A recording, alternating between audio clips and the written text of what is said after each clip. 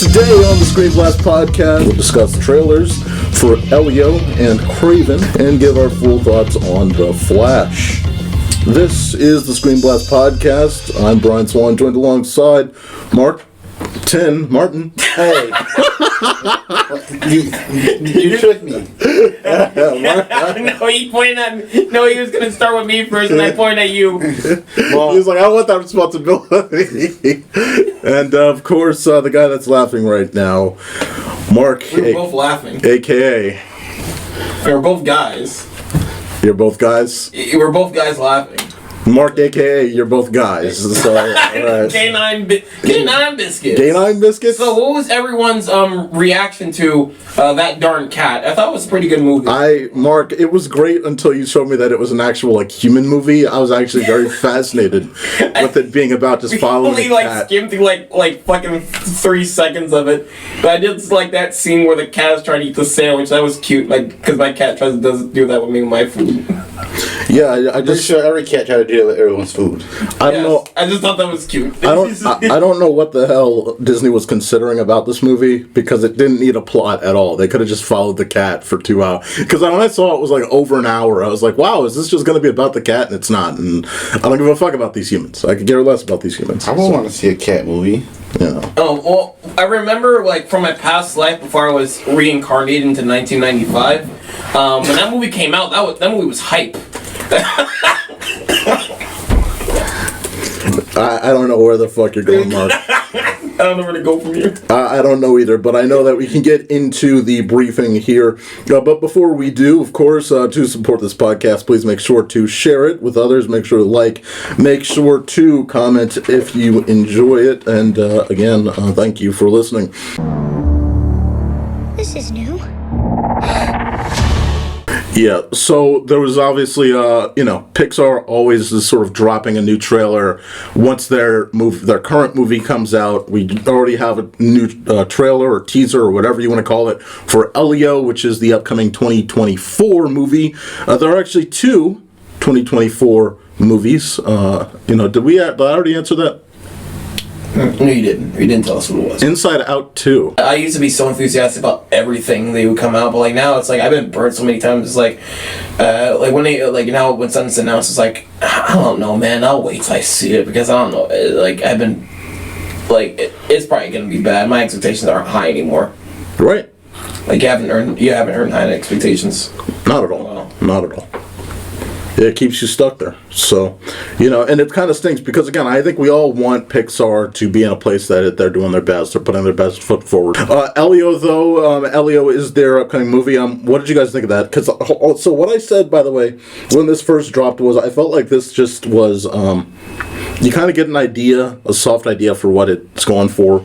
But when they get to space, it feels like, this is the beginning of Lilo and Stitch when he's in the base, when he's in the ship, when they're in the ship, and the very beginning, the Galactic Federation. Yeah, that is exactly where this feels. It feels like they just said, "All right, can we make a less all that setting?" But it's less interesting as well, because it was so vibrant and huge, and we're all these different designs. It's only 7 or 8. Oh yeah, even in the TV movie Leroy and Stitch, that setting still looks good. Yeah, and so it's that type of tone. But now he's the kid in the spot that Stitch was in, I don't particularly. It definitely has a uniform art style that Pixar usually has. Yes. And because of that, it doesn't look. It doesn't look bad at all. It doesn't look bad, but it's interesting. It does look like a very uniform Pixar movie. I think, by the way, not to cut you off, I just think that they don't know how to do teasers anymore. Remember, they used to give us just pause on a hook. If they just literally had the boy get teleported in, and they just cut the trailer there, he gets teleported, and they just cut. It's what the fuck happened? I say even sooner. If he just said "love you" to his mother, hung up the phone, it showed him getting abducted, and then it ended there. Yeah. And I feel that would be more of a oh, what the fuck is going on?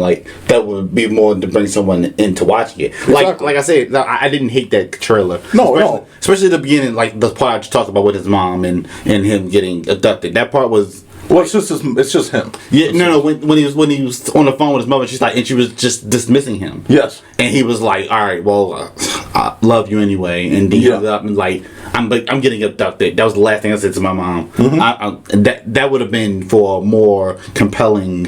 What you're saying? Pull to the audience, so that they let you like, it make you want to see more of what's going to happen to this child. Exactly. But then it gets to the whole space area. But and you just think to yourself, why of all the people would you think that he'd be the leader of this planet? Like. Well, not just that. It's just the idea. That's where it kind of falls off. That's what I'm saying. It feels like Blue Sky. It feels like Blue Sky is the creators of Ice Age. It feels like again. This is another situation where it's like Pixar. What are you doing? You usually have better writing than this, because this situation does not feel like your type of tone, but it just feels like, all right. So this kid's there, and all these aliens kind of are just like, ooh, what's happening here? Wacky antics. You're going to work with us now. And then he's going to come back and be more experienced and ready or whatever. He's going to save Earth because he's got this stuff. It definitely set up itself to be a comedy. Yes. Like the vibe of the trailer is like very mix and match and weird. It doesn't feel like again, it doesn't feel like very vibrant. Or like it's just like there's jokes within the trailer, but like the tone of the trailer just like it feels like it's just like this is like a epic story. It's like the same time and tone of Buzz Lightyear, the Buzz Lightyear movie. Right. I wouldn't say it's there yet. Cause I wouldn't say it's completely towards Lightyear. I will say Lightyear did have more of it felt like a dark tone when we first the first teaser.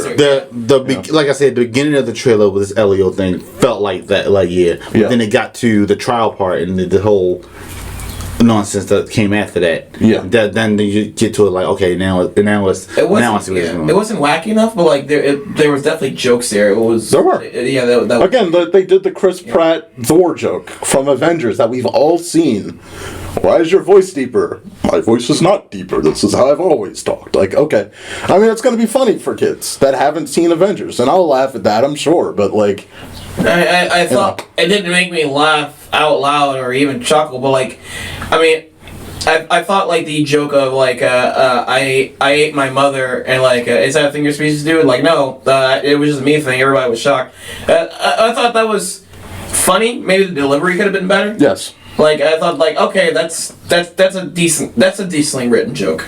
Right. That was funny, but this is where we are. This is where we are. We are like. All right, I was fine.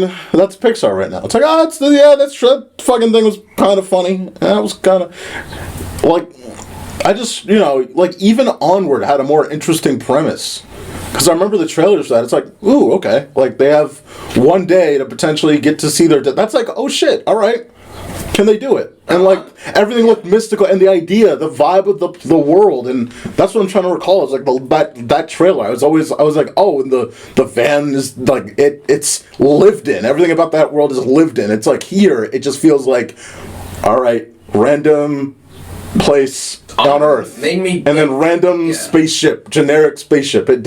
Nothing feels lived in, at least right now. You compare those two, and maybe that's not the point, but again, that's the difference between Pixar and someone like Blue Sky, where it's like Blue Sky or some of the DreamWorks movies from the past, like Home or something. It's like it doesn't feel lived in. It just feels like we just made assets and it's here. And, I understand the vibe between the mom and the son, but it's like, oh, we're doing this. We're doing the whole, like, okay, bye. So, like, the mom, I guess, is working so much that he doesn't care. It's like, okay, we totally haven't seen that in movies and TV shows at all before. That's totally not something. That's not something. Son, I'm neglecting you for my work. All right, leave me alone. I'll love you by the end of this movie. All right. But that hasn't been done before. But that's also something that Disney totally hadn't done for like half a century. By the way, in different ways. Like, I just don't know. Like, give me a reason, and I understand that, like, maybe I'm getting older. Maybe that's why. Maybe I turned 26, and it was just like, all right, now you're just really seeing it. But, like, 26. But, like, I don't see it, So young. With that nonsense. But, old man. But, I just don't, I'm trying to find a purpose for this movie, and it's all just nothing. It's like, it feels like this is such a why is Pixar becoming generic animation content?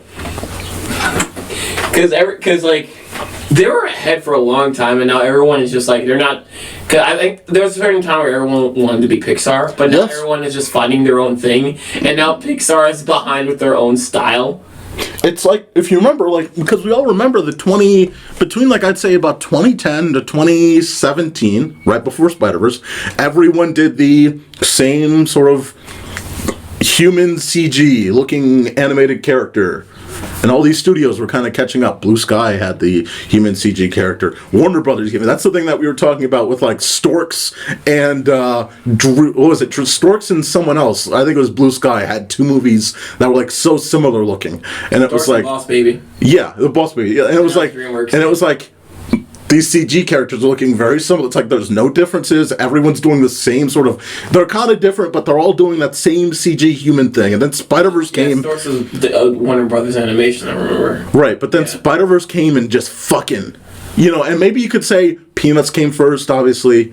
And you could say maybe even the Lego movie kind of changed things a little bit. But both those, yeah. It's like, really, it was like, I'm sorry to cut you off, I just also remember, like, big deal change. Smallfoot afterwards, which was also like a forgetful animated movie. Yeah, and it's like, what is happening here? Like, what is, you know what I mean? Like, I know. But then we got that shift, and like you said, it's like Pixar's been on this run, and they're still. But the thing about Pixar was, even at that time, they were like, okay, Inside Out. It's like, yeah, they were still using shapes of humans, but at least it was like you had, sort of this different side of its own. Important time, like after Toy Story 2, every movie they came out with was such a technical showcase. Yes, absolutely. We're gonna do a whole movie underwater. Incredibles. We're gonna do a whole movie of humans and make them look good. Yes. And then and then even like when you got to, and again like we said, like the 2010s, mid 2010s. Look, Finding Dory, you can tell that it's like, oh, they're visually like getting better and better, because you compare Finding Nemo to Dory, it's like, wow, like, do I have new glasses on? This is beautiful. You look at Incredibles 2, it's like, wow, this is visually impressive. Like, yeah, all it takes is the writing. It's just, but then the writing, that's the thing, that the writing slid, and other studios were just doing different things. But I think we're sitting on Pixar a little too long. At the end of the day, it was it's a curious case. Can they write Inside Out 2 as well as the first? Are they still that studio? The thing is, I can't eat. Like, if you ask me, can you think of a sequel to Toy Story after Toy Story 1? It's like, yeah. If you ask me, can you think of a sequel after seeing Inside Out? It's like, why would there be a sequel? They're not going to make a sequel to Inside Out. Well, it was always the puberty thing. Everyone always wanted the puberty thing. And I mean, Toy Story already kind of touched on that in its own way. Well, that was 10 years ago, Mark. I know, but like, also the movie already, Inside Out itself already made jokes about that. Yeah. And it's kind of touched on that in its own way, but I don't need to see that. But like, if they got some more story to tell with it, like, sure, let me see what it is, because like, even the concept of Inside Out, when a teaser came out, I couldn't think of what type of movie it was going to be and how it was going to play out. So like, no. I don't know how this is going to play out with any kind of nuance, because I was just like because like Inside Out was like creative with how it like personified like the human psyche. Yeah. So it's like, okay, so they established there's new islands, so we gotta probably do something with those. And the most important things. Yeah, give me like a very relatable story about the psyche, because it's the relatable thing about Inside Out is like you can picture like it, like every like the emotions in everyone's head is going through that same adventure Riley was going through, where like the only reason she was becoming more like mood swingy, and she was like left with like disgust.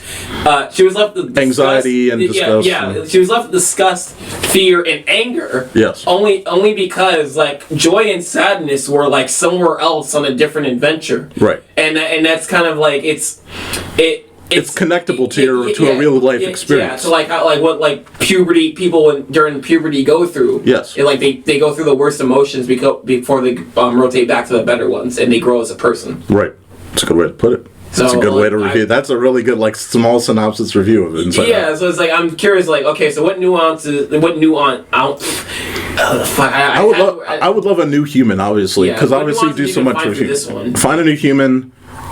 If you aren't doing a teenager, do something else. And I'm like, again, I'm curious. That's the most curious thing on the lineup. And yeah, we'll see. Pixar, please fix yourself. You have to focus on Riley, because they even had a Pixar shirt where, like, Riley, I didn't see it yet, but it was like Riley's first date, where, like, we got to see what Riley is up to now. Yeah, well, that was like 6 years ago now, but yeah, still. Yeah. But yeah, you're right. Like a new human. So that same thing with Toy Story 5. It's like, all right, we come to like they finished the story again in Toy Story 4. So like we don't need to see Buzz and Woody anymore. But this world still exists, and like there's other toys that can go on adventures. So it's like, okay, Toy Story 5. I just hope it just focuses on a new set of toys with a different human. And you wonder if like they will, if they fear that attachment is what's making money. I think that's what Disney fears, especially when Pixar's bombing so much. It's like, can we risk using original characters at a time when Pixar doesn't know how to write new ones? You can still get an honest because they're stealing that name and that logo and everything else around it, but then like the original cast can just like, I guess, make cameos or be secondary characters. Well, I mean, that's basically like toys. That's like Spy Kids 4. No one fucking saw Spy Kids 4 because the original kids had aged too far up. Fucking Spy Kids. People love Spy Kids. The fourth movie came out like what, 10 years after Spy Kids 3D? And that was like 3 or 4 years. Trash, but it was mostly popular because like it had like the effects. Yeah, the effects and the 3D, the 3D effects. You can't tell me anything. That was fun as fuck. That was my first time seeing a 3D movie. I was like, whoa! Hey man, that was fun as fuck. Coming at me, whoa! Don't take. Again, that was a fun era. The original Spy Kids is goated. Spy Kids 3D is fun to make fun of. I love like seeing memes like it's a guy. It's a guy. Fuck yeah, man. Golden dialogue. Next. There's only one way off. There's 6 of us, and only one of you. There's 6 of you now.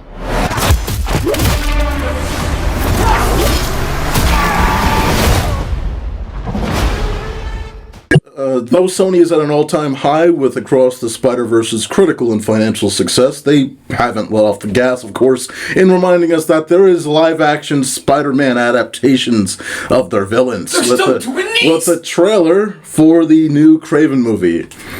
And if you love trailers that tell you the entire plot synopsis and every little shot that's going to be in the movie, you love Sony. I tell you what, Jesus fucking Christ. They're just trying to sell this movie. Like they're trying to give you everything. They are, but like this literally tells you. There's a point where you can just tease it, and like then there's a point where it's like, okay, so I know basically everything about the you gotta do some cliffhanger for the audience. Yeah, like, and they did this. They did this for what? They do this for almost all of their movies. A funny example of a trailer that did that is like it's not for any movie that matters, but like I think it was like a called A Dog's Way Home. Yeah. And it showed like the entire dog's adventure, and at the end of the trailer, it showed the dog running to his owner. It's like. He just showed. That's the end of the movie. He just showed me the whole movie. I saw that. I remember that. I wasn't interested anyway, but it was like. That was the entire movie. I looked. That's all. The person next to me literally said, "Well, now I don't have to watch it." I remember that. Yes. I think I remember also. Oh, good. Also, the Sing trailer was guilty of that too. I remember That's right. For Sing 1, it was like the father girl was like, "You'll never be a singer." By the end of the trailer, like, that's my boy. Yeah.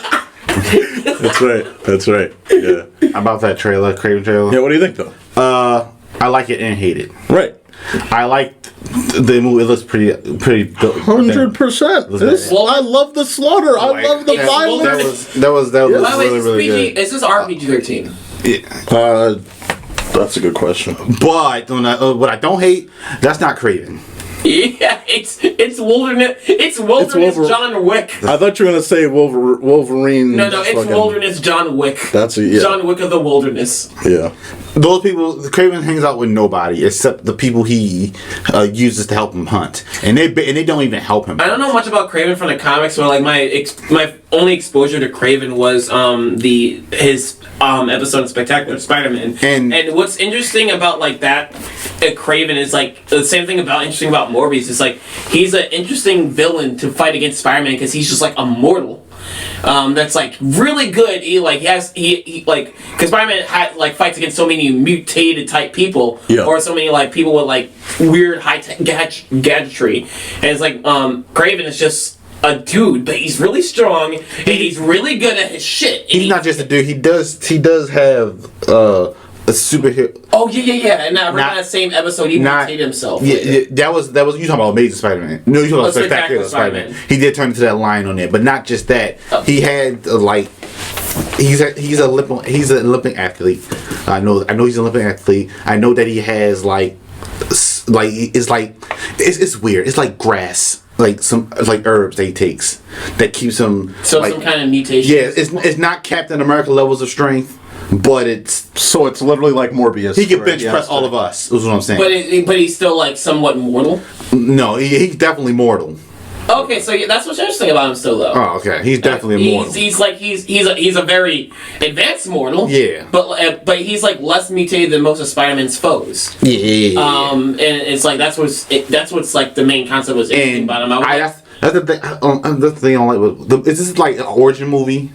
Yeah, this is an origin movie. Yeah. I don't really know. Honestly, I don't know Craven's origin. I know the Marvel, but that's what Sony is hoping the audience doesn't know. I know how he gets. I know he has his powers. Yes, which I'm sorry, I understand that we've seen a spider bite him, but he didn't. But that made no sense. Like no, it doesn't. That's why I'm like he got mauled by a fucking lion. What do you mean he has fucking lion powers? Infected. What the fuck? What's up with that lion? Why does this give people superpowers? If that's the case, go catch that damn lion. Aren't there like shouldn't there be fucking gazelles all over the fucking area that have lion powers now as well, or was it just? I'm just saying, go capture that fucking lion. And I'm sorry, that whole idea. Take his blood, that makes no sense. It's just random lion. Oh, dude, there was one time my fucking cat scratched me, and then like my cat's blood fell into my bloodstream, and then the next time I went to the doctor, he was like, "You have cat AIDS."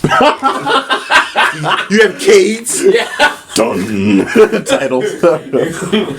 Canine Biscuits the quit. I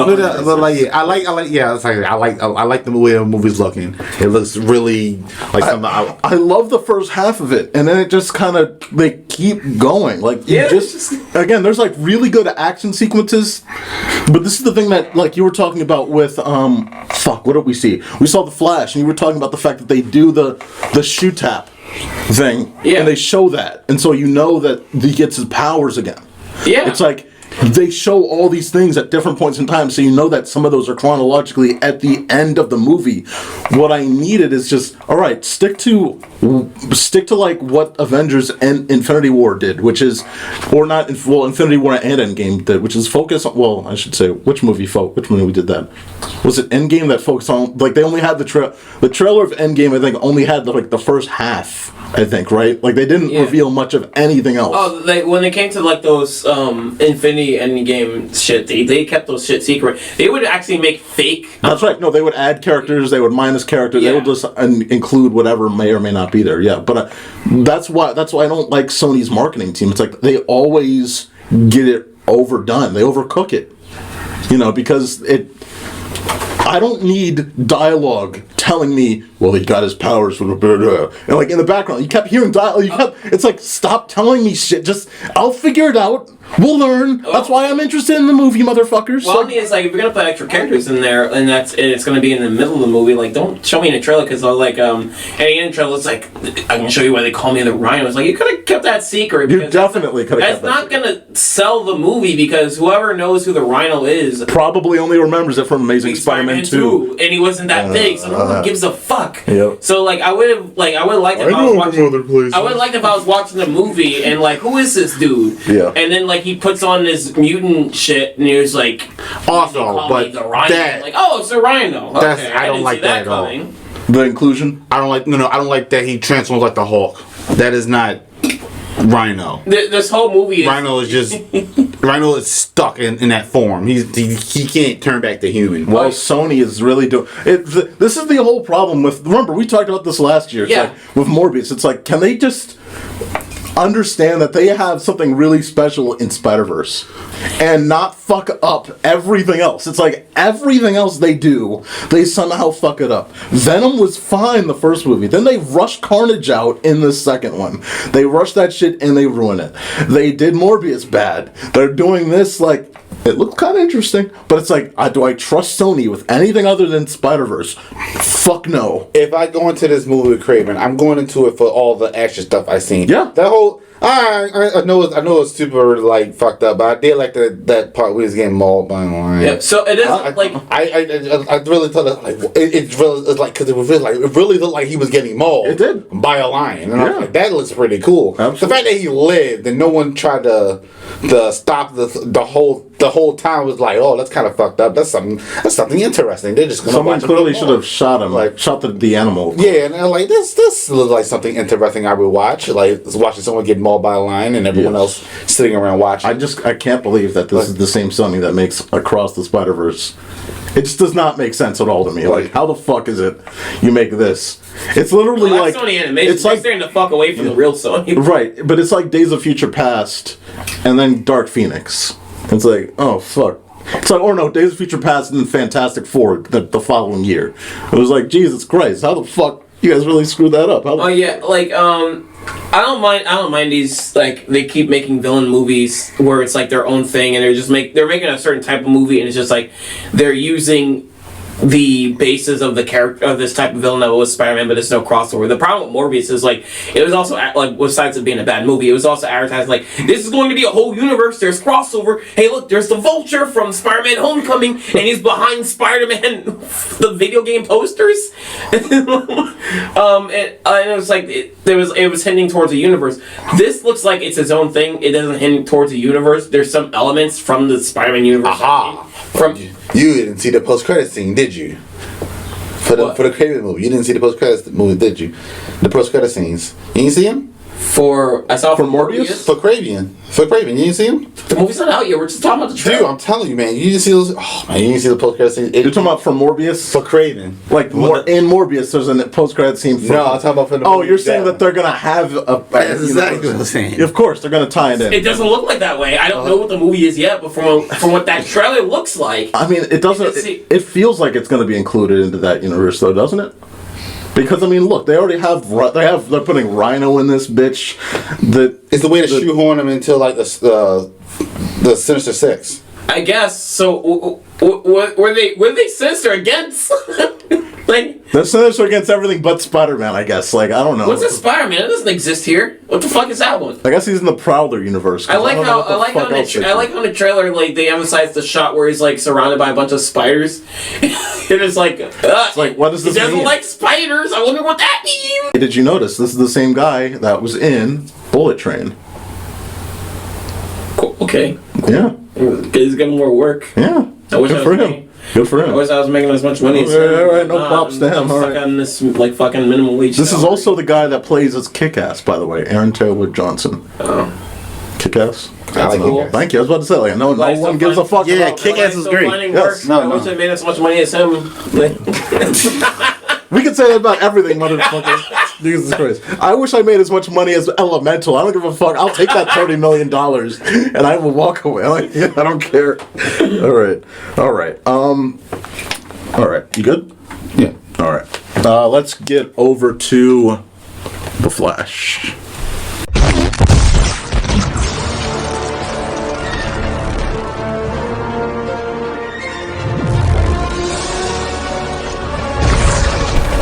Where'd you get those shoes from?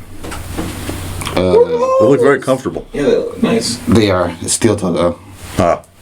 Steel toe? Yeah. They don't even look steel toe at all. Where'd you get them from? I don't say cost. Here's I got my foot run over with this on. What? What the fuck? Yeah. Oh, wait, and it was still safe? Yep. Oh, cool. Oh, see, I thought you were gonna say, and I feel terrible. No, I got my foot ran clean over. And I was like, It didn't hurt at all. That is scary though. That had to be scary. Like, were you like when it after No, it was for a second? It was a fast run over. Like they were, I was like, "Oh my gosh, you ran my foot over!" And she got real scared. Like, if I step on your foot, will I break my leg? Probably. It's gonna be like repel. It'll literally repel you. It'll be like power against like. I went home. This is actually the day that Tears of the Kingdom actually dropped. That's when you got it. So that was April, May. The same day, Foot. I had just got the game and was coming home, and my foot got run over, and I was like, that'd have been so. That's dangerous. You almost had a spit take right over your laptop. Were you just? I know. Were you just like walking across the street? Like what the? No, I was getting out of the car, but she pulled off too fast, and it's just she was a friend of mine. She's a friend of mine. The game sound. That's a friend, I'm alright. sorry, sir. You can't buy. I set it up the whole time. I'm sorry, sir. You can't buy Zelda those shoes. Did you pause it? No, it's all good. I'll edit this. Mm-hmm. Yeah. So the Flash.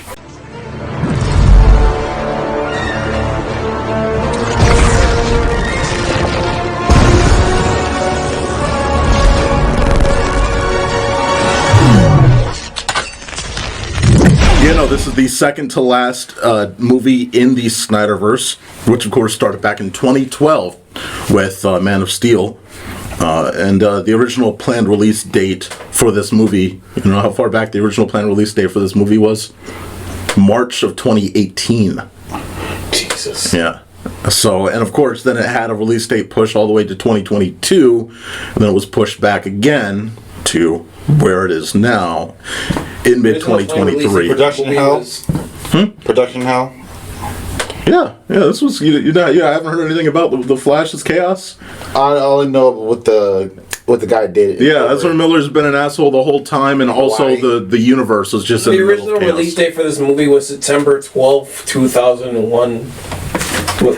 How dare you! That's the podcast, like September 12th. But yeah, like originally planned all the way back in March of 2018, of course. This movie stars Ezra Miller as Barry Allen, Sasha Calle as Supergirl, Michael Keaton and Ben Affleck as Batman, and has a ton of references, cameos, other stars throughout this movie. It is one hell of a ride. That's what I'll say. So sell me on this movie, because why should I go? This is not. I'm not here to. I'm not here to. Crap. I'm not here to sell you. Mark, why should I watch this movie that stars this piece of crap? Just because it's a piece of crap. That's the reason. Because he puts a baby in a microwave, and that's a very good point. It was a very emotional scene. That is a very good point. He does that in the movie. He does put a baby in the microwave. I'm dead serious. This actually happens. It actually happens. He puts the baby in the fucking microwave. Well, you think we're joking? I'm trying to sell you the movie. Don't you want to see the microwave baby? Yes. And then he takes it out of the microwave. I need to. No, I'm not joking. He puts a baby in the microwave and then he puts it out of the microwave. That happens for real. Now I will say he does almost punch himself, since that make it feel better. He does almost punch himself. Did he punch himself? No, but he almost punched himself. The first thing you tell me about a movie you're trying to sell me on, yes, starring a guy who's an absolute piece of shit, yes, is that he stuck a baby in a microwave. Yes. You get to see him naked from the back. It's a good point. You get an ass shot of the guy. Yes. Oh. Yeah. That's actually true as well. Yes.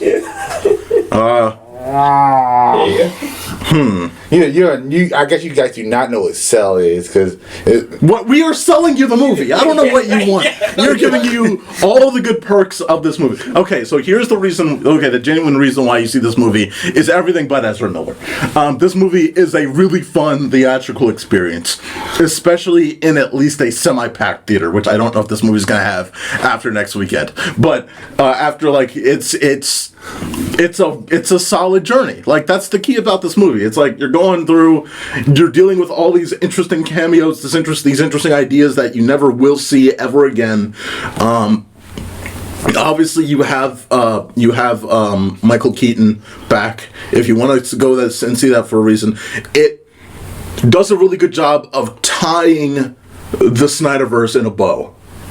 it wraps it up. It's over. The Snyderverse is done. And you can just kind of say, all right, good. I can wipe my hands of the Snyderverse, and I don't need to see Aquaman 2 with the chick that tried to shit on Johnny Depp, because I'm not going to. So I didn't like Aquaman 1 anyway. So you can just, but that's how you feel. You can just sort of focus on that. And it's the closing chapter of the Snyderverse. When is Aquaman 2 supposed to come out? And like holiday. What the fuck? There's still no trailers. Is there? Unless there's one I missed. No, there's no trailers. No, there's no trailers. What the fuck? I just think It's was getting either getting delayed or canceled. or they're not going to market it. Because remember that Shazam 2 had the same trailer for like 2 years straight. Because they were just kind of like, we can't afford to make another fucking trailer. Fucking Blue Beetle has the same goddamn trailer, and that movie's coming out in 2 months. Yes. Against its hurdles. Yes. Very going for comic book audience. I'm gonna see both of those now. Yeah. It's worth. I mean, people are excited for it. I don't think it's exciting at all. It's the most Marvel looking DC movie I've seen. And that doesn't help. To me, that doesn't help it. Doesn't help it, yeah. But and I'm not a Blue Beetle fan. I don't know anything about this thing. I'm a fan of him. Like I do enjoy his whole arc and everything. I love alternate Spider-Man. Yes. I only know Blue Beetle from the one episode of Batman Brave and the Bold, but that was a good episode. You could try watching Young Justice.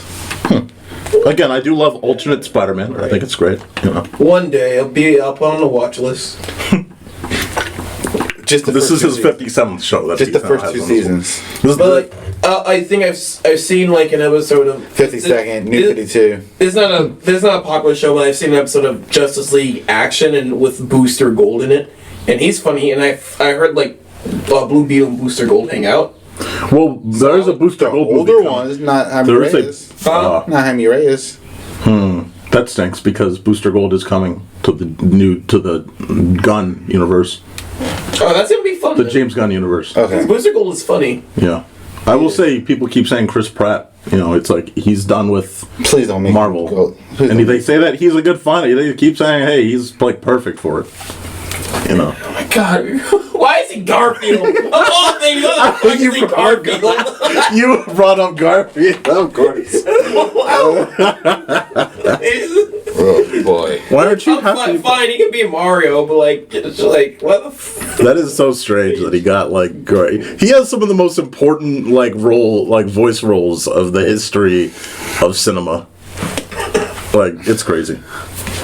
All right, moving back to Flash. Going into this movie, of course, like you stated before, the big factor was Ezra Miller, and I think that really, if we're talking about what we thought right before the movie or just before, like the idea of the Flash, it's like the hope of it just kept falling. As I kept hearing about Ezra Miller, as shit kept happening, it was like. It just kind of lowered my expectations. Failing universe, right? After the Justice League, I don't care what was what was in this universe. Yes. And they weren't really keeping much continuity with this universe. They was also making movies that were outside of it. Suicide Squad, the Harley Quinn one. Joker was a standalone. Then you have Batman most recently. So they were doing all these things with it. And then you also, it's like Peacemaker, which that's more of a series, but I know what you're saying. But it's like they're doing all these things that are branching off. And the original Snyderverse is just sitting there. And they rushed they rushed everything so much, as we were talking about outside the movie theater, where you had Justice League come out in 2017 and The Flash was supposed to come out in 2018. What are we doing? These characters that were supposed to be a part of this big event we had not learned about. And so the Justice League had to become this introduction for the Flash, which lowered its value overall. And I think that obviously the Snyder cut of the Justice League is better, but it did not help. It just did not help. The same way that Cyborg had to be shoved into that movie. I would assume the Snyder cut of would mark the end of this universe, because it's now we have 2 versions of this movie. So what's canon? What's canon now? What doesn't matter? It's we got a Russo brothers cut of Age of Ultron. Oh my god. That's like, but that's when you said watch the best version of Spider-Verse, that's why I was like, I can't, if I'm going to go see Across the Spider-Verse, because I can't see the best thing that came out of the original movie. I have to see the original movie on its own merits and then watch this one, and that's the best way to rate it.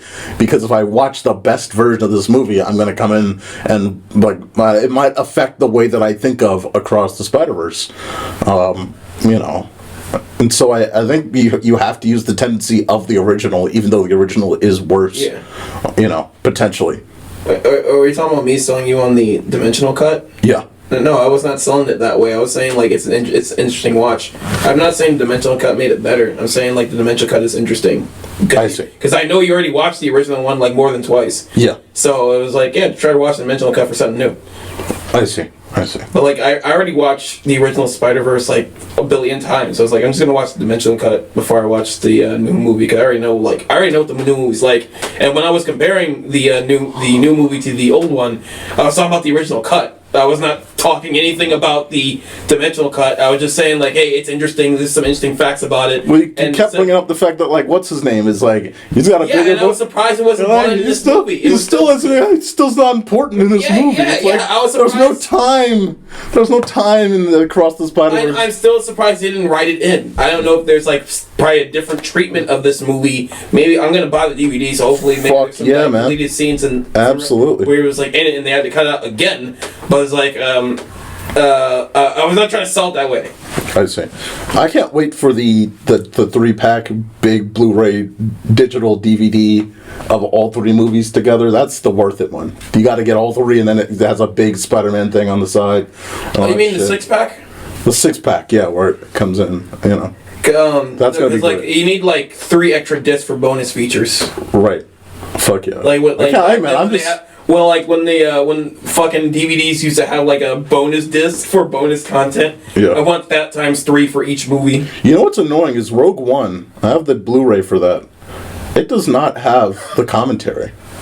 It's like, what the fuck are we doing? Even the DVD doesn't. Home release are getting laser. They don't like a lot of movies are like coming out with fuck all. We were talking about, like, oh yeah, the DVD's the safest place to get a commentary. It's like you can't even get the fucking commentary on the Ultra DVD anymore. What the fuck? Like, movies are just coming out with fuck all. You're saying, hey, how was this movie made? What are the DVD features? Nothing. How was this movie made? Look on the fucking internet. Not to be that person, but just as fast as the Flash, this conversation went off tracks. Oh, yes. It always goes off track. Yes. We are the ScreenBlast podcast. Yes. Yes, indeed. Yes, indeed. So, it is an entertaining movie. I should wait until it comes out on Max or something. So no, Snyderverse is already on DVD. So the thing not Snyderverse. Oh, okay, yeah, Across the Snyderverse on theaters. I recommend like not Spider-Man, you fool. I meant Flash. Oh, the Flash. Yeah, you can use a flash drive if you want to be able to get You guys got jokes, huh? But no, but the Flash. Okay, spoilers, because I'm going to be honest with you. I just want to jump into spoilers. I don't give a when did we not spoil anything on this podcast? I don't think we've ever made a non-spoiler review for anything. I always will say that. But spoilers. I love everything about that opening sequence. We talked about it when we left the theater. It went on a little long, but I love the fact that we get this idea of the Justice League doing their thing. I love the fact that we get to see Jeremy Irons again as Alfred. I was like, holy shit, good. Like, it's not like, it wasn't like a big holy shit moment, but it was like, all right. We're starting off the movie and he's connected to the Flash. So like Alfred is like this guy that's like he's the logistic guy. He's like sending out information to both of them, and it's like that's cool. Even though they couldn't get Henry Cavill back, which I thought that sucks. That was kind of missing. Well, that was on James Gunn's. That was James Gunn who just said no. Okay, don't get him. Okay, yeah. Fucking crazy. I honestly think that was even. I respect James Gunn, and I think they should have had him in this movie a little bit, but at least in the beginning. Yeah. At least in that beginning shot where it's like fucking. Even Wonder Woman with her ass was in this scene, like had her cheeks out. That was beautiful. Yeah, we get cinema right there. Well, that's why you should see this movie. You get to see the upskirt of Wonder Woman. That's crazy. You always see the upskirt of Wonder Woman in every movie. Do I? Yes. Oh. No, I mean, like, you get the skirt. You don't get to see, like, because it was like, okay, I'm not describing this shit. I'm not getting on. You're really going I'm not getting on a list. Get the fuck out of here. Really Get the fuck out of here. Oh my god. For justice. All right. But the thing is, at least we know like where Superman is at. I like that they show a news thing where Superman is like, I don't know, fighting a volcano or some shit. Yeah, he's trying to. Yeah, that's like good. Okay. Okay, so yeah, it's like everyone's the like, world exists. Yeah, everyone's accounted for. Yes. And I appreciate that. You know, it's like, let's kick ass. And then, like, he's even on the radio, like, all right, what's up with this? What's up with him? What's up with him? And even though they're not there, even though there's a fallout, obviously the Cyborg actor said he just didn't want to be a part of the DC. He didn't want to work with Warner Brothers anymore. I forgot what the reason was. But he has some real issue with, like, Warner Brothers, even though they gave him they really, like, helped him out on that Snyder Cut. Like, I don't know. I'd be like much more appreciative, but I think that he was mad because of the original cut, and he really was mad in 2017 with that original cut cutting out so much of his character because it's like, you know, he's rushed and not given a lot of time to be work. No, but either way, that's getting off the track. Like, I love the fact that we get to know what's going on with all these characters. I know that's the thing with the Zod actor, because he wasn't coming back unless he gets Zack Snyder's blessing. Yeah, and that's why you see like CGI-ish Zod. He was there. He was there, but was that just using Man of Steel's on? Because he's just metal face. He's just shield face. I know he was on set. He was there. He was on face. Okay, cool. Maybe there's some CG. Maybe there's some that wasn't. Again, so we're gonna get to it again. To this movie's effects is all over the place. Yes, what I do love though is I love the fact that like Barry Allen gets a call. He needs the help in Gotham, and this world does feel so lived in. That's why it's like, again, this is like the pinnacle of the Snyderverse, because he zooms from fucking Metropolis, goes all the way to fucking Gotham, and it's like you get to see the fucking travel, and he travels through, and it's like, it's awesome. You get to see the whole ride. That's good shit. That's another thing about I respect Shazam 2 for that, because it's like, did they do that in Shazam 2? No, not what you just mentioned. I was about like making an active universe, because you do see like characters like Wonder Woman and like Batman and stuff is mentioned in it. Yeah. But like Shazam 2 was just a bad movie though. But like, I unfortunately for that. You're right. It was a bad movie, but yeah. Back to Flash. Yeah, I just, you have the fucking scene, and then he's like, all right, what the fuck's going on? Before that, I like my favorite part is like when it looks like the logo is about to pop up, and like it just like it goes down when the girls call him out.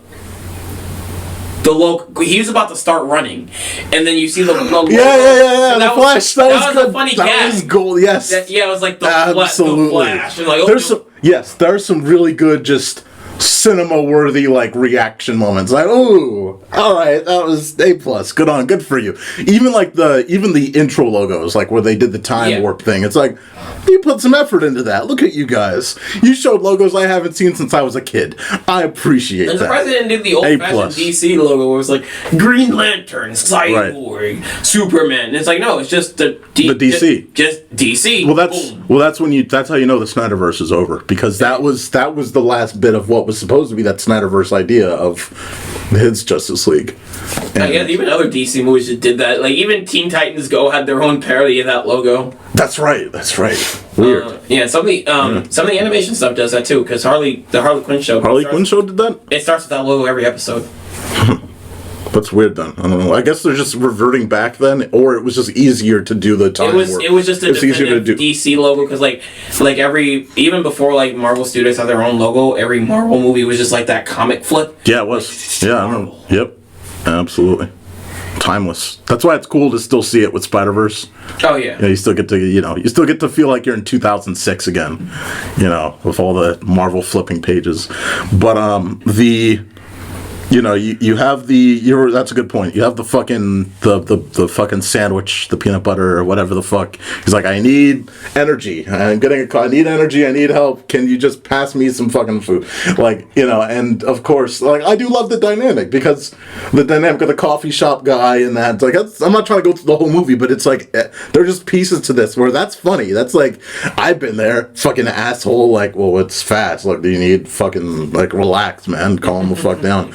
You know, and like you said, the fucking thing where he's about to start going, and then the flash, then it... I like how he finishes his food right after all that shit with the collapsing building. Dude, like, so that's... Isn't that... What, did you for a second feel the fucking suspense of like, oh, is this movie gonna start and shit's gonna go left? Is that where this movie's going? Because I did feel like, oh, he's going on critical. Like, is there a chance that, you know, the building does completely come down and he does not save them, and that has some impact? The movie wasn't kind of making that suspenseful. It was kind of treating it like a gag still, because it was like critical, like fuck. But like the movie wasn't trying to. The movie didn't really emphasize any kind of suspense. There was no cue or anything. He was just like, you see him like, okay, he's looking for the solution to this problem right now. Right. And it's like, it goes to the gag of him looking around. Everyone's about to die. And it's like, vending machine. Smashes the vending machine. Yeah, fucking fantastic. That was funny. But like, I'm just gonna skip to these fucking effects. Some of these effects are rough. Like those babies. Yes. By the way, dead looking CG babies. I love the fact that we get the vantage point of the dog at the very end. And yeah, that's funny. That's gold. Like that's all wrapped back around. A+. But this is like early 2000 CG. This is like some Sam Raimi Spider-Man 1 CG. Yes, it's bad, and I will say it's bad, but I understood. I was just in it for the ride at this point, because I know that this movie's been through so much production hell that this is much worse than like the Marvel situation. Oh yeah. With the Marvel situation, it's like, yeah, we already know what we want, but we're still gonna rush you. With this, it's like, we don't even know what we want, but can you put this in here now? And then it's like, here's all this shit, and it's getting thrown in, and it's incomplete. The babies look terrible. The babies look terrible. Holy like, God. Some of these. Oh my God. Like when Supergirl wakes up, some of her CG flopping around is just like not really good looking, but like it's still fine. It's still there's still some impact with it. Yeah.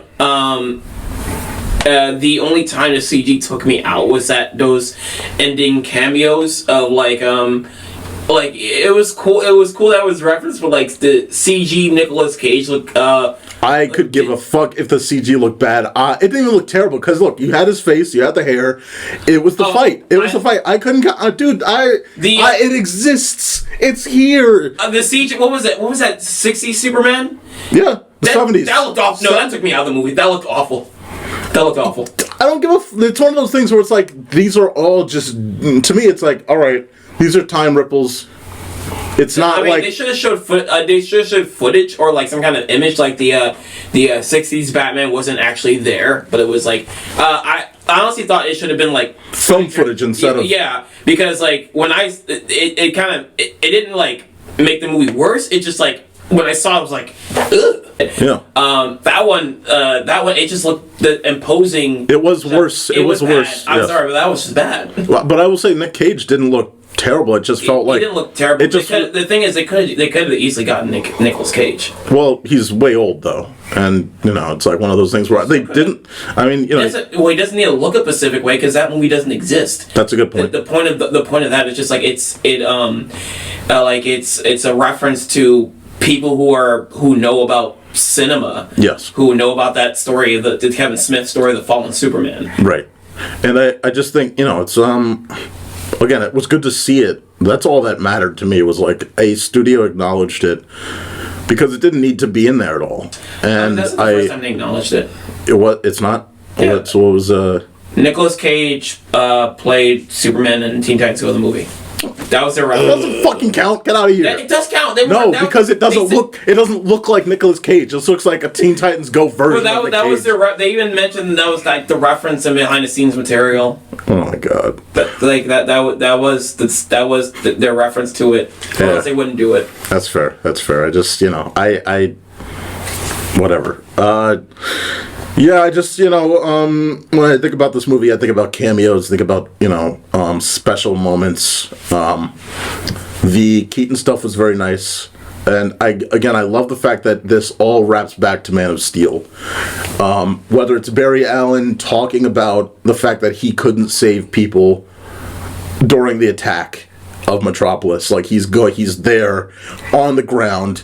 Everything comes back to that critical piece of the entire universe, which is this thing that like was a ripple effect. People were talking about this for years. Look at the destruction of this, like even in real life. Man, the destruction in Man of Steel movie was fucking ridiculous. Like, you know, it's crazy. Like, and it did leave like people talk about that forever.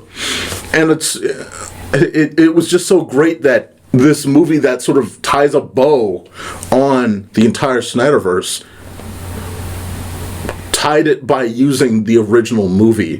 Whether or not that movie was good or not, it does a really good job of making you think about, like, oh, maybe I'm not going to rewatch that movie, but if I ever do rewatch that movie, Barry Allen's down there trying to help. Bruce Wayne was down there with like watching his Wayne building get destroyed. There's just things that, you know, that this movie does so well.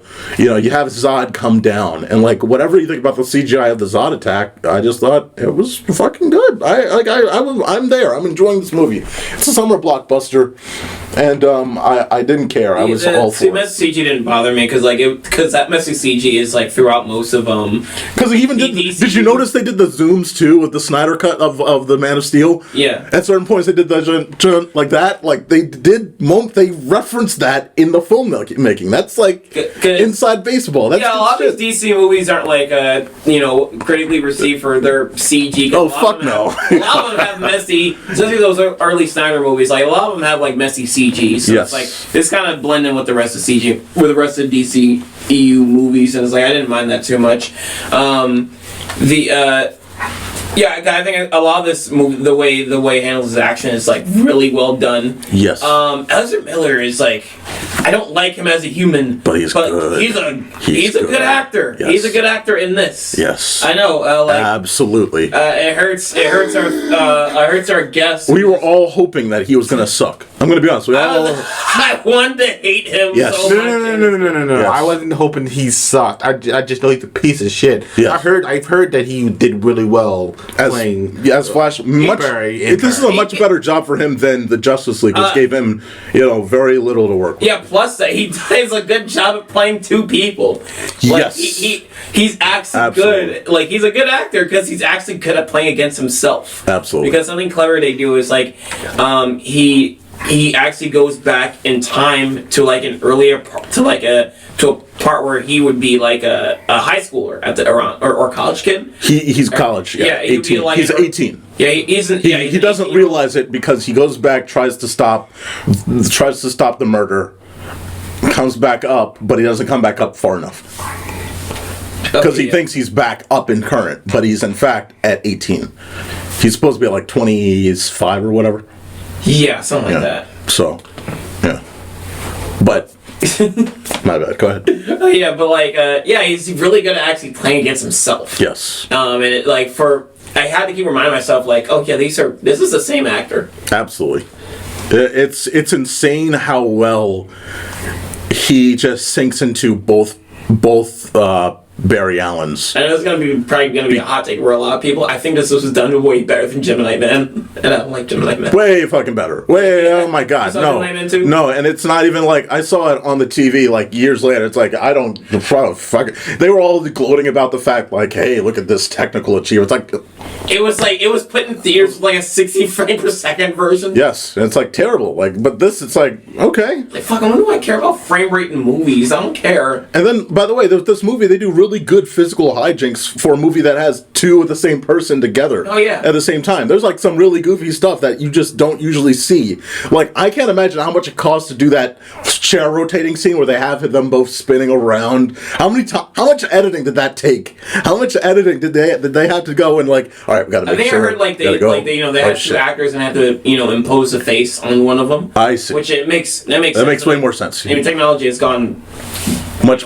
Yes. Yes, but I love the fact that it's like you immediately think that these are two of the same Barry Allen, but the fact that they are branching so much leads to what we get at the end of the movie, which is a really good revelation in the fact that like the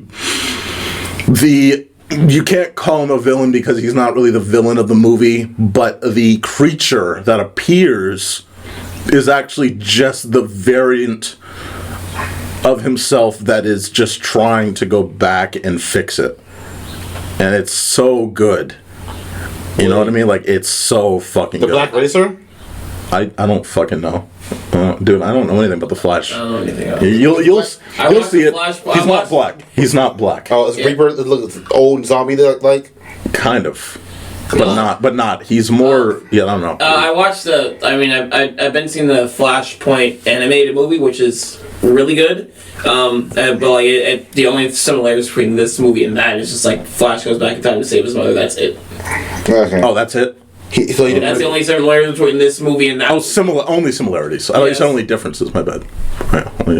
So Bruce Wayne is not Thomas Wayne in this movie. No, he's a different Batman. He's Robert. There are three separate Batmans in this movie. There are three separate Batmans. Obviously, Which one there's matters? two separate Batmans. Three Bruce Waynes. Three Bruce Waynes, two Batmans. Good point. Yes, and I love what they did with. Again, we're going all over the place, of course. And honestly, you can probably just say it's just like two Batmans, two Bruce Waynes, because that last one is just a joke. It's just a puppet. It's a joke. But it's so good. It's so good to like even acknowledge that one. I don't even want to reveal it to you because it's like You don't have to spoil everything. I'm not. Well, you said you wanted to stay here for spoilers. So I said, but if you don't want to spoil it, don't spoil it. All right. That's what I'm saying. Well, no, don't worry. I'm working on that. Yeah, but we can talk about it honestly because like I wouldn't know. It didn't hit me because I was like, was that an actor? I get it was like a fun reveal. Yeah. I don't know actors like that. So at the very end of the movie, he comes back. You think everything's fixed, and everything seems normal. I couldn't tell wasn't Ben Affleck's voice over the phone. And he gets a call at the very end. He's like, "Oh shit, thank you, Mr. Wayne." And like he's like, "Hey, I'm pulling up now. Relax." And you see the same car from the beginning of the movie, same exact car from the beginning of the movie.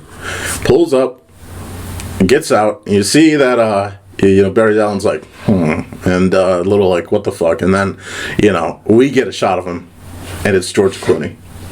What? Yeah. That's very very good.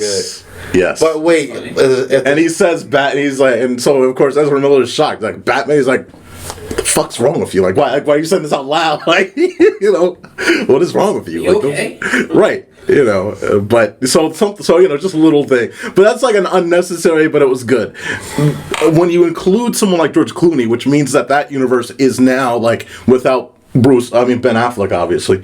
I like what they did with Ben Affleck in this movie, which is he gets a good send-off. It's like, okay, he's doing his best Batman, and he does a really good job as Batman. Bruce Wayne. I wish we had like an actual good movie or like his own movie. We almost had one, and then Warner Brothers fucked it up. Yeah, like they fucked it up. He's the best. He's the best Batman he's ever been in this movie. Yes, it makes me wish that I've seen more. But like a lot of the Batman styles really handled well. I like what they did with I forgot the other actor's name. Michael Keaton. Michael Keaton's Batman. I love all the little nods. Like the audience chair was like, "You want to get nuts? Let's get nuts." It didn't even fit the fucking scene, but he still did it. It's like I appreciate that. I understand. But, very cheesy. It's like when Optimus said Autobots roll out. And it was like, you didn't really need to say that when they were rolling down the hill at full speed toward the fight.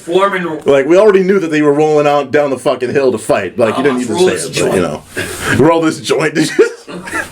But, I love how they explore this, like, different universe. Because, like, that's what I liked about the original, like, the Flashpoint movie. Is like, you get to see like the differences, like how everything got messed up in this universe, rearranged. Yes. And I like seeing like how everything is so messed up and different.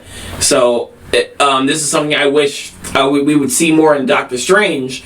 Oh my god! Where we only focus on in Multiverse of Madness, you only focus on one setting instead of focusing on like, hey, how is this universe different? Like, hey, is Iron Man still alive in this universe? What's he like? What's Stark Tech like? What's this version of New York's like? What's don't worry, we got that at least. We got all of the same New York. I tell you what, we got New York in a different color. We got a fucking New York where shit's destroyed, and that's it. It's so funny how well these other multiverse movies, and fucking Daryl's losing his mind when I brought up fucking Everything Everywhere All at Once. But it's like. It's crazy how well these other multiverse movies handled it when fucking. By the way, Flapjack's. Well, I'm gonna call him Flapjack now. Blackjack. Flapjack. Flapjack's opinions on it do not matter to this podcast anymore. He does not like Everywhere, Everything, All at Once. He thinks it's a bad movie, and he doesn't even know how to explain how it's a bad movie. He just thinks it's a bad movie, which I don't know how that works, but but like, it's crazy how the only movie that's bad with multiverse stuff is the one in the title. Doctor Strange somehow fucked it up, even though it had multiverse in the title. But every other movie has done a really good job with it. Supergirl. They gave her a reason to be there. That was a lot. That like it gave you a reason. They gave you a reason to root for her because she was there to protect him, and she didn't. And then when she learns that they took him and killed him, which all of this is very convenient, all because they couldn't get Henry Cavill, but they gave me enough of a reason to say, okay, and she got mad enough where it's like, okay, she's fighting for the fact that he's gone. And I like that. I like that that's the reason, even though it's the filmmakers that did that themselves. I appreciate that they gave her a reason to fight. Or they gave her a reason not just to fight, they gave her a reason to fight and a reason to be there. And a reason for us to root for her. Because she's fighting for the sake of Henry Cavill's character that's not there. You know, and I do appreciate that. And I love everything about that last fight.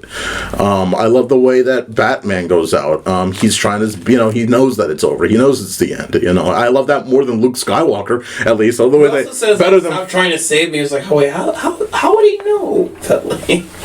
He's the greatest detective on the planet. What are you talking about? Stop trying to say. What? When he would, I think the second time or the first time? The second time, right? I think it was second. It was second. Yeah. Well, that one I just think he just said. I think he said that because of the fact that he literally was zooming around and literally trying to. Did he do that two or three times? 2 times. It was not very hard. It was 2 times where he did that. So it's like. How did he figure out in that moment? No, I'm saying so the first time they die and then they go back, which again, good scene. Yes. Everything about that, where they lose, I'm like, holy fuck, they lose? This movie's kind of different. I appreciate that. It's not good happy-go-lucky bullshit, all right, it's all gonna happen. And then they go back, it's but that second time, what I'm saying is on that second time, I think that the Flash tells him once, and then doesn't he go and try and help another time? Yes. So he does it twice. He does it twice in that time. Him and the other Flash, both Flashes do it twice. But I think he stops for the third time. He just stops helping him, stays in that weird arena zone. Yeah. I know a lot of people because the CG in that arena zone is cheap looking, but the arena zone. Yeah. That little arena when they're in the Speed Force. Oh, yeah. Yeah, because it does look cheap looking. But it made sense. What are you talking about? No. What I'm saying for a lot of reviews, I'm saying it's it does look cheap looking. It does look messy, but I like it. I like the way it looks. It's because the reality is distorted. Yeah. So it's not. So it's I think it's meant to look weird, and yes. I like how. I like this version of the. It's like a painting. It's like a storybook. Those storybooks that would move, where it's the characters would move up and down and up and down. That's what it looked like. And then as you were going through, it was almost like an old projector thing, where it's you're traveling through that point in time, trying to catch to it. And so it made sense. I don't know what the people were like. It looks real weird. To me. It looks good. It's trippy and it's weird, and I like it for that reason. Right. I think when he first gets there, I swear, I was curious if it was a fourth wall joke, because you saw audience in a theater in the background of one of them. It's do you Speed Force to the fourth wall? Yeah, that's a good eye. But I like when he first start. It's I'm not fully comparing. It was almost in terms of sound effects, it is a Tenet moment, because everything gets so distorted, and yes. it starts building up upon itself and getting more weirder and weirder. Right. it's like somebody just like fucking playing around with Blender, I guess. That's the best way to describe it. I do love every layer that he kept going through until he got to that Speed Force point of Arena, like yeah. the arena area. And again, like, you know, the arena area really is maximized when you have the younger Flash just not listening, and that makes sense. He's 18. And you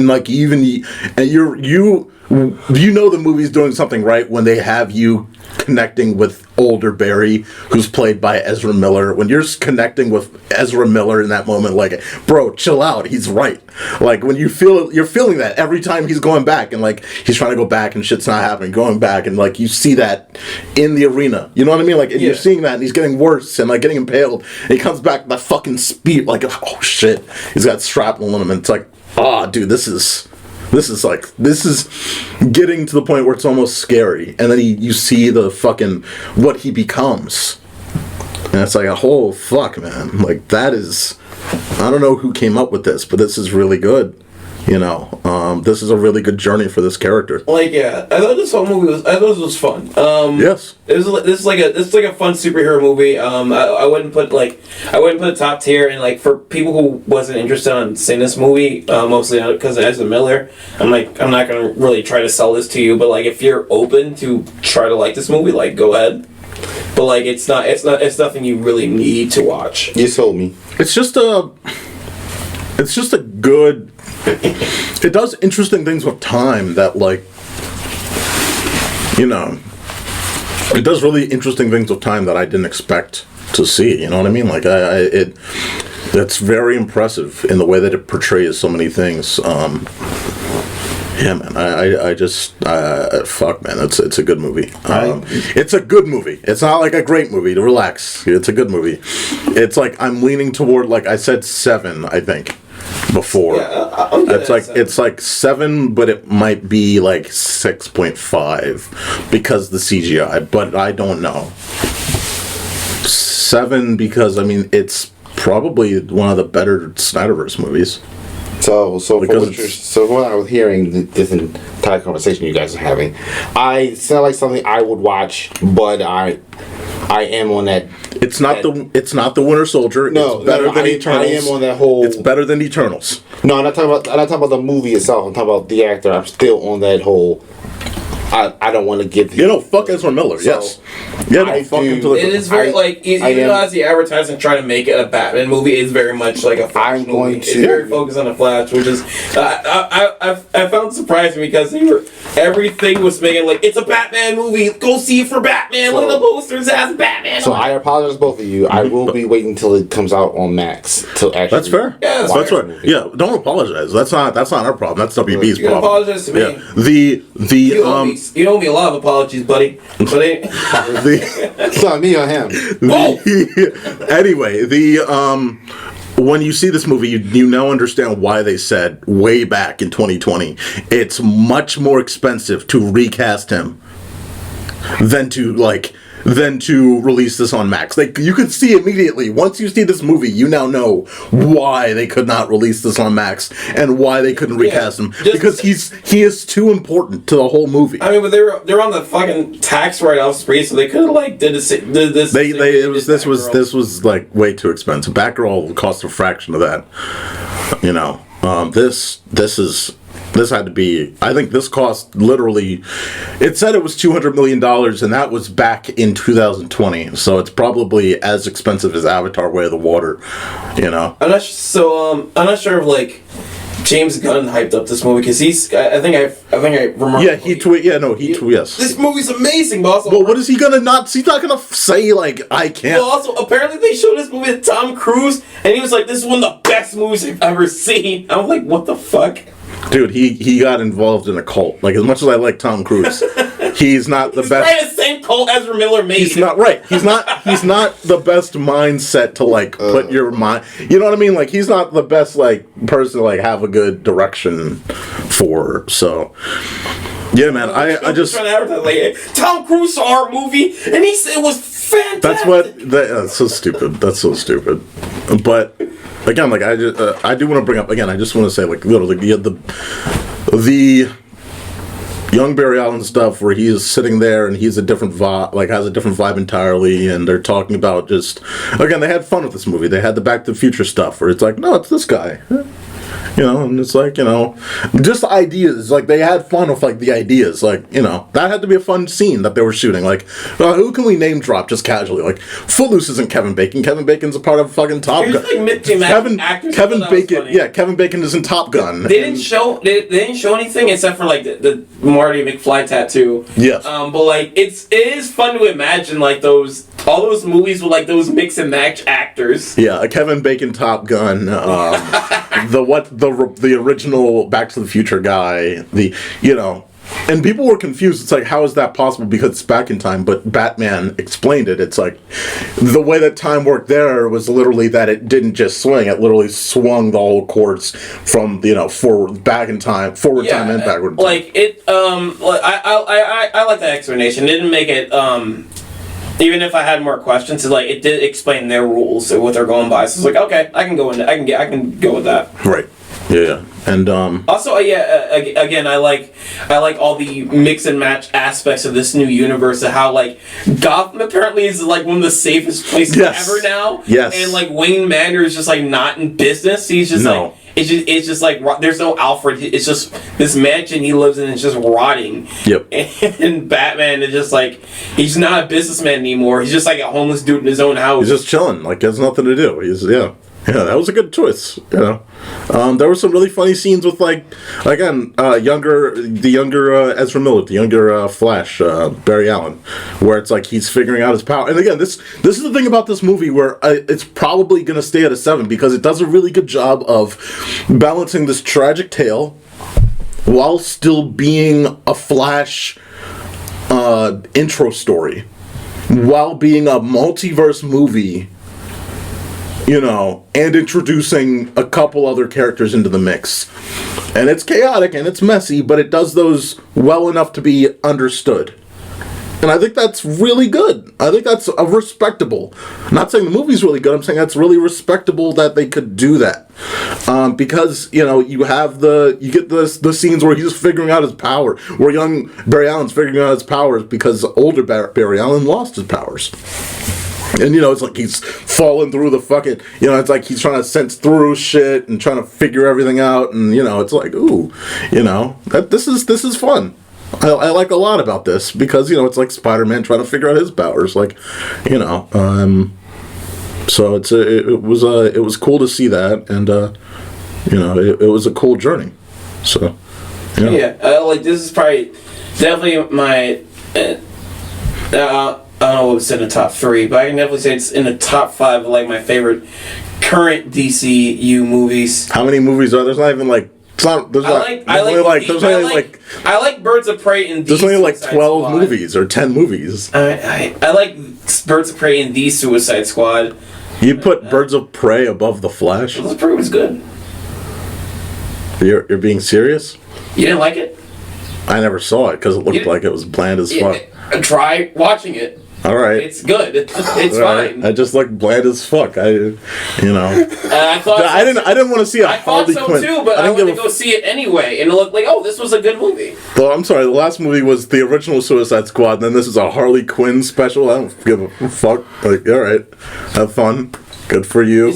Like, you know what I mean? Like, I thought it was going to be a lame movie before I get to go see it too, but like after I saw it, I was like, oh, this was actually really good. Yeah, that's good.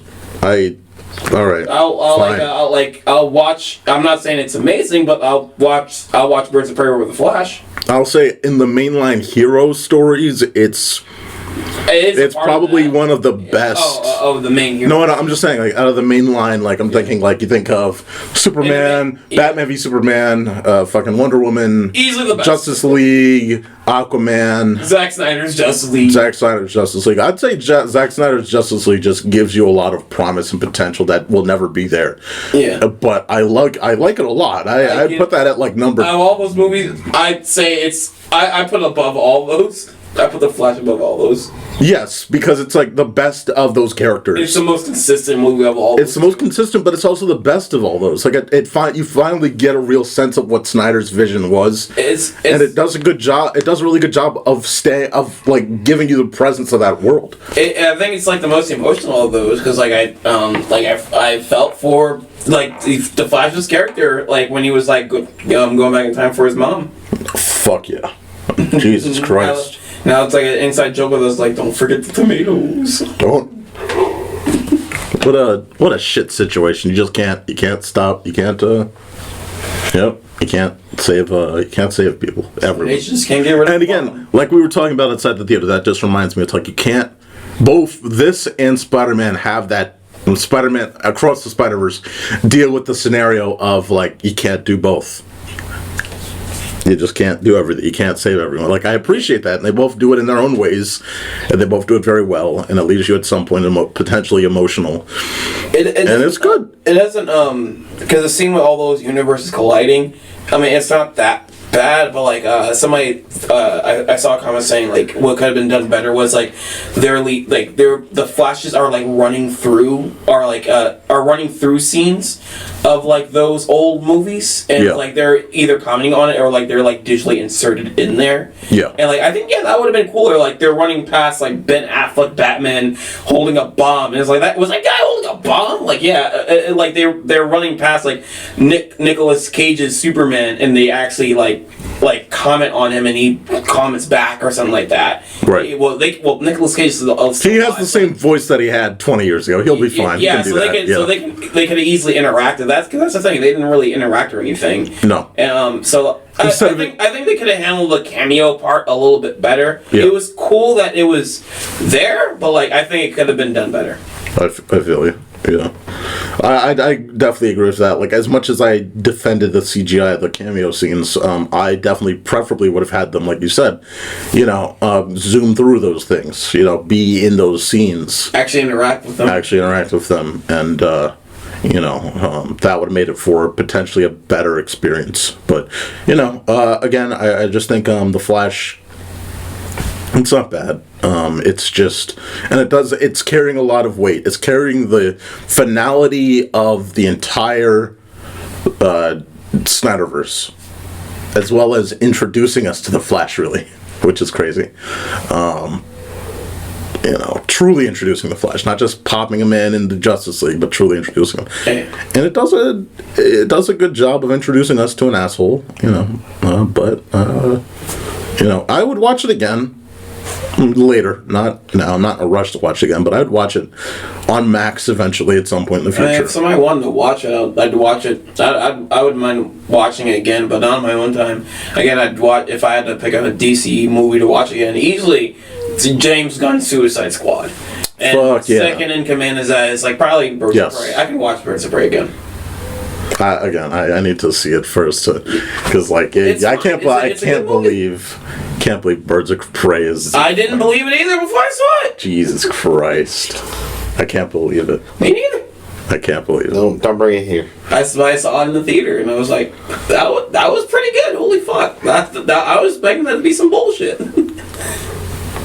That's fair. It's a rated R movie too. Did they actually maximize the rated R stuff? They did some stuff here and there. You know what happened was Birds of Prey came out the same year as Cruella, I think. And I just... Cruella was shit. Cruella was shit, and I just was like, no. Ugh. I don't know why Cruella was the fucking determining. Well, also, nobody went to go see Birds of Prey. That movie was bombed. There was like a lot of jokes of how the theater would be empty. Jesus. Yeah, man.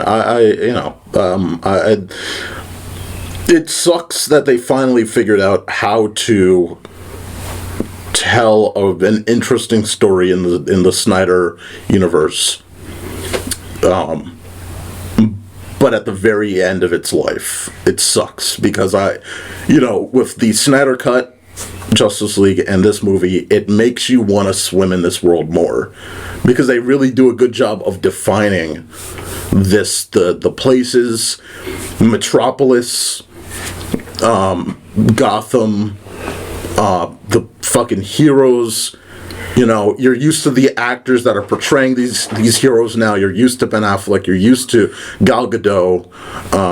You're used to these like people that have been in this universe, even though you barely see them because they don't have many movies. But it's one of those things where I'm used to this, and now it's over. Even though this was a fun. It sucks. This was a fun farewell, and like the fun of this movie is like like the Flash is going to mix and match stuff, so it's like you don't care, like at this point you don't care what he's gonna mix and match, because you're just like for the fun of it you want to see what what ended up being changed in this world. Yes. That's why I was disappointed with the freaking post-credit scene. Fuck, man, that was annoying. I thought that was. I was hoping that wasn't Aquaman, but I thought it was just some like homeless dude who just happens to look like Jason Momoa. But no, it turns out it was still Aquaman. It was just a useless. That was the most useless scene for a multiverse movie. That was the most useless scene I've ever fucking seen. It was so fucking disappointing, because it's like, ooh, we have a movie that has so much potential to tell a really good like post-credit scene, really good potential, and what do you do with it? You make a drunk scene where he fucking falls in water. You know what would be funny? They should have just copied and pasted like the same fucking trailer to Blue Beetle at the post-credit. They should have. Just to fuck with us. Yeah. Just like, wait, what? You know what was like? I still haven't shown anything new. Like, no, that's the same trailer. I still remember, because of the contractual agreement, the surprise we all had when fucking Mystique showed up in the end of Amazing Spider-Man 2. They're gonna team up, what? And it's like, no, that was just a contractual agreement between 20th Century Fox and Sony back in the day. It's like, oh, god damn it, get the fuck out of here.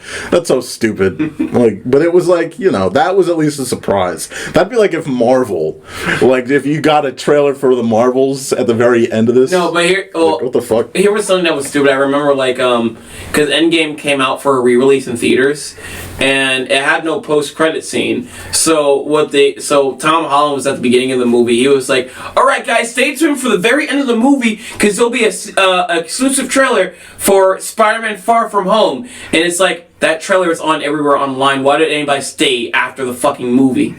That's fucked. Yeah. They really didn't edit that down. They just kind of kept that in. Weird. I don't know. Good, bad choice. I didn't stay after for that. So, no. Yeah. I don't know what James Gunn is gonna do. But it's I hope he doesn't fuck, because the good directors do make fuck ups, and his record isn't perfect either. No. And, he wants to be the main one that... He's taking on a lot of control. Like, he wants to be the one to cast and write the Superman movie. He wants to be the one to write and cast the Batman movie. He's going to be it's like, dude, you are not letting anyone else, write these things. You're just going to be the one? I hope just he does good, because, I put so much trust in the Kevin Feige, and now he's slipping. Yeah. You're not gonna have a Guardians all the way. And Guardians 2 was fine, but it didn't. People know that kind of rested on the laurels. I'll give it. Yeah, he got me good on some recency bias, because Guardians 3 was fantastic. Oh yeah, Guardians 3 was fucking gold. So he got me on the recency bias for right now. He's on my good side. But I have high hopes for how he described how he wants his DC universe to be like the Bruce Timm animated universe, and I was like, that's probably one of the best depictions of the DC universe. So I would like to see that in live action form. It's a good place to angle toward. That's good. Good shit. Well, that's the Flash. That's our review, and that. That's how you doing, Martin? What are you? Yeah. Don't worry about spoilers. I lost track of everything you guys were saying. Understand. I was following it for a while, but I still remember something. But I guarantee you, by the time I watched this movie, I had forgotten everything. But how's your day today? That's how you doing? Me? Yeah. This has been the ScreenBlast podcast, ladies and gentlemen. Thank you for listening. Of course, if you enjoyed that, make sure to ask Martin about his day. Ask Martin about his day. Text him at 410. I don't know his number. 555-5555. That's all wrong. And text him at 911. Oh my God. Call 911 and ask for Martin. Ask for Martin. Yes. Stop.